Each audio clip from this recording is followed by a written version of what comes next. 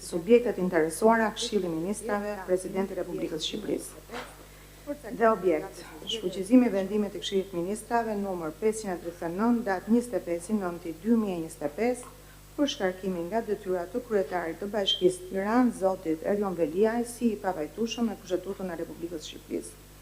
Shfuqizimi gjithashtu të dekretit të Presidentit të Republikës numër 350 datë 1/10/2025 për caktimin e datës së zgjedhjeve të pjesëshme vendore për kryetar bashkie për disa njësi të qeverisjes vendore për pjesën që cakton datën e zgjedhjeve vendore në Bashkinë Tiranë si i papajtueshëm me paragrafin 2 dhe 3 të nenit 115 të Kushtetutës. Rrezullimi i efekteve juridike të dekretit të Presidentit të Republikës numër 350 datë 1/10/2025 për caktimin e datës zgjedhjeve të pjesëshme vendore për kryetar bashkie për disa njësi të qeverisjes vendore për pjesën që cakton datën e zgjedhjeve vendore në Bashkinë Tiranë në zbatim të efekteve pezulluese që paragrafi 2 dhe 3 i nenit 115 të Kushtetutës si njeh ankimit kushtetues të kryetarit bashkisë ndaj vendimit të Këshillit të Ministrave për shkarkimin deri në marrjen e vendimit nga gjykata kushtetuese. Ju vën ndjeni se kjo seancë transmetohet në live stream. Verifikojmë paraqitjen dhe legitimitetin e palëve në proces, kërkues Erjon Velia përfaqësuar nga Nderuar kryetar, përfaqësuar nga dy avokat, nga Ermal Zyra edhe Alban Tokushi. Faleminderit. Faleminderit juve. Subjekti interesuar, Këshilli i Ministrave përfaqësuar me autorizim nga zoti Eraldion Muzaj, zoti Vangel Dumni dhe Irma Qosja. Faleminderit. Subjekti interesuar, Presidenti i Republikës së Shqipërisë përfaqësuar me autorizim nga zoti Hemion Brau, Ilirian Rusmaili dhe Eriola Shtia.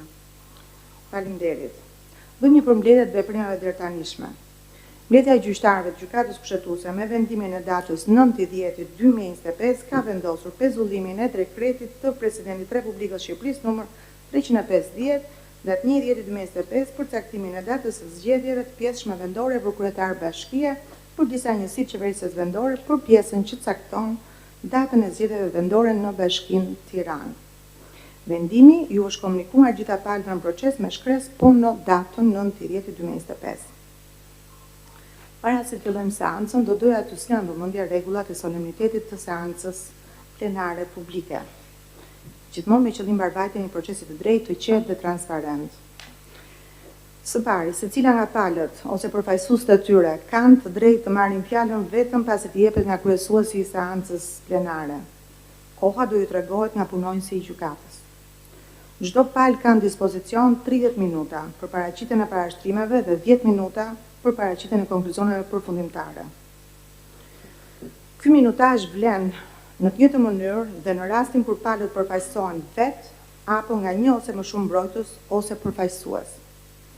Në raste të tilla kjo kohë do duhet të ndahet ndërmjet tyre.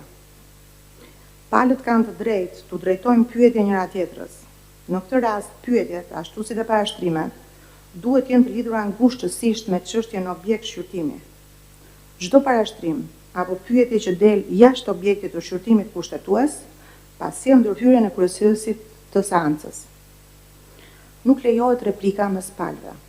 Secila prej tyre është detyruar të ruajë etikën gjatë komunikimit seancë plenare dhe të respektojë solemnitetin e këtij gjykimi.